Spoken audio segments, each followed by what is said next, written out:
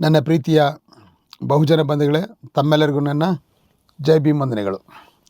ಹಿಂದಿನ ಸಂಚಿಕೆಯಲ್ಲಿ ಮಾನ್ಯವರು ಕಾಂಶಿರಾಮ್ ಸಾಹೇಬರು ಇಡೀ ದೇಶದ ತುಂಬ 10 ಸಿಂಪೋಸಿಯಮ್ಗಳನ್ನ ಆರಂಭಿಸಿದ್ರು ಅನ್ನೋ ವಿಚಾರವನ್ನು ನಾವು ಚರ್ಚೆ ಮಾಡಿದ್ವಿ.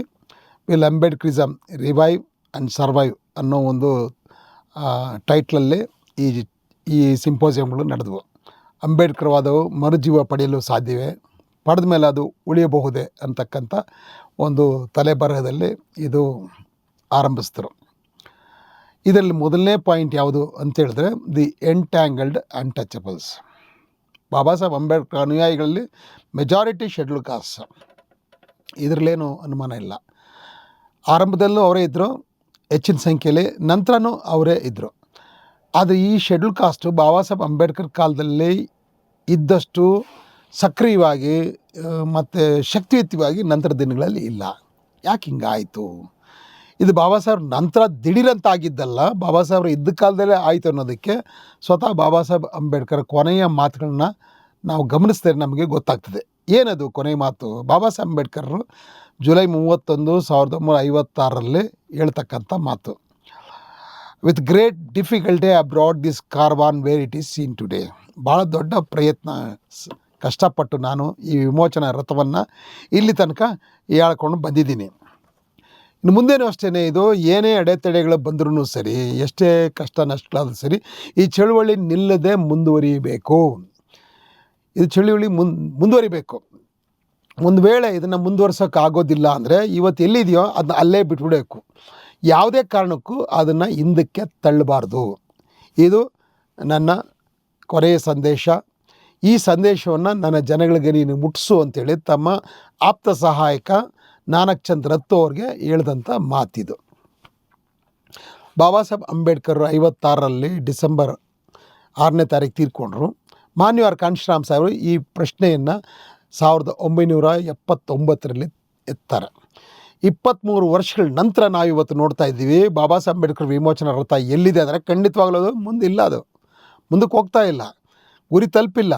ಅವರಲ್ಲಿ ಎಲ್ಲಿ ಬಿಟ್ಟಿದ್ದಾರೆ ಅಲ್ಲಿದೆಯಾ ಅಂದರೆ ಅದು ಅಲ್ಲೂ ಇಲ್ಲ. ಹಾಗಾದ್ರೆ ಎಲ್ಲೂ ಆಯ್ತು ಅದು ಅಂತ ಹೇಳಿದ್ರೆ ಅದು ಭಾಳ ಹಿಂದೆಯೇ ಜಾರ್ಕೊಂಡು ಕೆಳಗೋಗಿ ಬಿದ್ದು ಬಹುಶಃ ಅದು ಪ್ರಪಾತಕ್ಕೆ ಹೋಗಿ ಬಿದ್ದೋಗ್ಬಿಟ್ಟಿದೆ. ಅದು ಎಲ್ಲಿದೆ ಅನ್ನೋದು ಗೊತ್ತಾಗ್ತಾಯಿಲ್ಲ. ಈಗ ಅದನ್ನ ಹುಡುಕ್ಬೇಕಾಗಿದೆ. ಇದು ಯಾಕೆ ಹಿಂಗಾಯಿತು ಅನ್ನೋದಕ್ಕೆ ಮಾನ್ಯವರು ಕಾಂಶಿರಾಮ್ ಸಾಹೇಬ್ರು ಹೇಳ್ತಾರೆ, ಈ ವಿಮೋಚನಾ ರಥ ಏನಿದೆ ಇದನ್ನು ಮುಂದಕ್ಕೆ ಒಯ್ಯಬೇಕಂದ್ರೆ ಇದು ಒಂದು ಅಪ್ ಹಿಲ್ ಟಾಸ್ಕ್, ಅಂದರೆ ಏರುಮುಖದ ಬೆಟ್ಟದ ಮೇಲೆ ಇದನ್ನ ಎಳ್ಕೊಂಡು ಹೋಗ್ಬೇಕಾಗುತ್ತೆ. ಇದಕ್ಕೆ ಭಾಳ ದೊಡ್ಡ ಪರಿಶ್ರಮ ಬೇಕಾಗುತ್ತೆ. ಎಲ್ಲದಕ್ಕಿಂತ ಮುಖ್ಯವಾಗಿ ಇದನ್ನು ಮುನ್ನಡೆಸ್ತಕ್ಕಂಥವರು ಅವರು ಸ್ವತಃ ಭಾಳ ಮೋಟಿವೇಟೆಡ್ ಆಗಿರಬೇಕಾಗಿರುತ್ತೆ, ಅಂದರೆ ಪ್ರೇರಣೆಯನ್ನು ಪಡೆದಿರಬೇಕಾಗುತ್ತೆ. ಅವರು ಅಂತಃಸತ್ವವನ್ನು ಉಳ್ಳವರಾಗಬೇಕಾಗುತ್ತೆ. ತಮ್ಮೊಳಗೆ ತಾವು ನಿರಂತರವಾಗಿ ಅವರು ಪ್ರೇರೇಪಿತರಾಗಬೇಕಾಗುತ್ತೆ.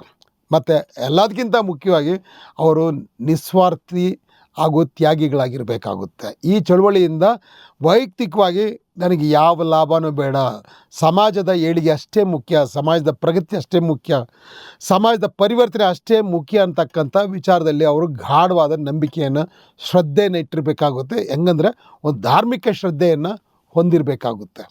ಆದರೆ ಇವತ್ತಿನ ಅವರ ಅನುಯಾಯಿಗಳಲ್ಲಿ ಈ ಥರದೊಂದು ಶ್ರದ್ಧೆ ನಾನು ಯಾರಲ್ಲೂ ಕಾಣ್ತಾ ಇಲ್ಲ, ಒಬ್ಬರಲ್ಲೂ ಇದನ್ನು ನಾನು ಕಾಣ್ತಾ ಇಲ್ಲ.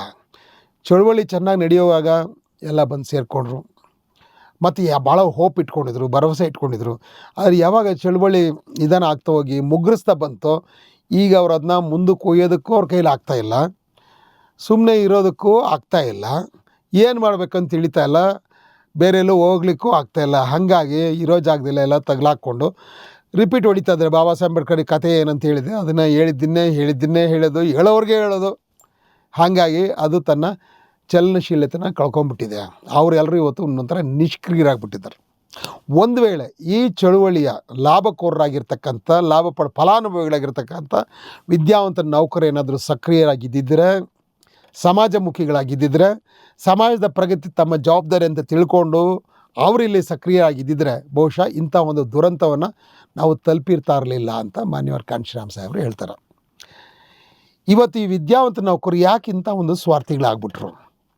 ಬೇರೆ ಬೇರೆ ಪಕ್ಷಗಳು, ಮನುವಾದಿ ಪಕ್ಷಗಳು ಹುಟ್ಟಾಕಿರ್ತಕ್ಕಂಥ ಚಮಚ ನಾಯಕರ ಬೂಟ್ ನೆಕ್ತಾ ಅವರಿಂದ ಬಾಲ ಹಿಡ್ಕೊಂಡು ಅವ್ರ ಬಾಲಪಡ್ಕರುಗಳಾಗಿ ತಮಗೆ ಸಿಗ್ತಕ್ಕಂಥ ಸಣ್ಣ ಪುಟ್ಟ ಲಾಭಗಳು, ತಮ್ಮ ಉದ್ಯೋಗದಲ್ಲಿ ಪ್ರಮೋಷನ್ನು, ಒಳ್ಳೊಳ್ಳೆ ಜಾಗಗಳಲ್ಲಿ ವರ್ಗಾವಣೆಗಳು ಮತ್ತು ಆರ್ಥಿಕ ಬೆಳವಣಿಗೆಗಳು, ಅವಕಾಶಗಳು ಇದನ್ನು ಪಡೆಯೋದಕ್ಕೆ ಅವರು ಸಂಪೂರ್ಣವಾಗಿ ಅವರಿಗೆ ದಾಸಾನುದಾಸರುಗಳಾಗ್ಬಿಟ್ಟಿದ್ದಾರೆ. ತಮ್ಮ ಸಮಾಜ ಕೆಲಸ ಮಾಡಬೇಕು ಅಂತ ಹೇಳಿದ್ರೆ ಅಂಜ್ತಾರೆ, ಅಥವಾ ನಮಗೆ ಸಮಾಜದ ಕೆಲಸ ಮಾಡಬೇಕಂದ್ರೆ ನಮ್ಮ ನೌಕರಿಗೆ ಕೂತು ಬರುತ್ತೆ, ನಾವಿದೆಲ್ಲ ಮಾಡಿದ್ರೆ ರಾಜಕೀಯವಾಗಿ ನಾವು ಬೇರೆಯವರ ಕೆಂಗಣ್ಣಿಗೆ ಗುರಿಯಾಗಬೇಕಾಗುತ್ತಂತ ಅಂಜುಬುರುಕರಾಗ್ಬಿಟ್ಟಿದ್ದಾರೆ. ಇವರು ಈ ಥರ ಅಂಜುಬುರುಕರಾಗಿರೋದ್ರಿಂದಾಗಿ ಇವತ್ತು ನೌಕರಿ ಇಲ್ಲದೆ ಇರತಕ್ಕಂಥವ್ರು ಅಥವಾ ಹೆಚ್ಚಿನ ವಿದ್ಯೆ ಪಡೆದೇ ಇರತಕ್ಕಂಥ ಕೆಲವರು ಮಾತ್ರ ಇವತ್ತು ಚಳುವಳಿಗಳಲ್ಲಿ ಅಲ್ಲಿ ಇಲ್ಲಿ ಇದ್ದಾರೆ. ಅವ್ರಿಗೆ ಎಷ್ಟು ಸಾಧ್ಯ ಆಗುತ್ತೋ ಅಷ್ಟು ಮಾಡಿ ಕೊನೆಗೆ ಅವರು ಸಹಿತ ತಮ್ಮ ಜೀವನೋಪಾಯಕ್ಕಾಗಿ ಚಳುವಳಿಯಲ್ಲಿ ಇದ್ದಾರೆ. ಆ ಥರದ ಒಂದು ದುಸ್ಥಿತಿಯನ್ನು ನಾವು ತಲುಪಿದ್ದೀವಿ.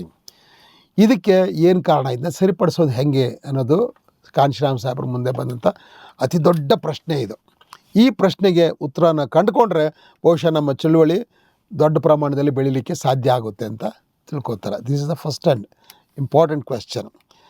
ಇದನ್ನು ಇಲ್ಲಿಗೆ ನಾನು ಮುಕ್ತಾಯ ಮಾಡಿ ಮುಂದಿನ ಸಂಚಿಕೆಯಲ್ಲಿ 2ನೇ ಪಾಯಿಂಟ್ನ ತಗೊಳ್ಳೋಣ. ಅಲ್ಲಿ ತನಕ ತಮಗೆ ಜೈ ಭೀಮ್, ಜೈ ಭಾರತ್, ಜೈ ಕಾಂಶಿರಾಮ್.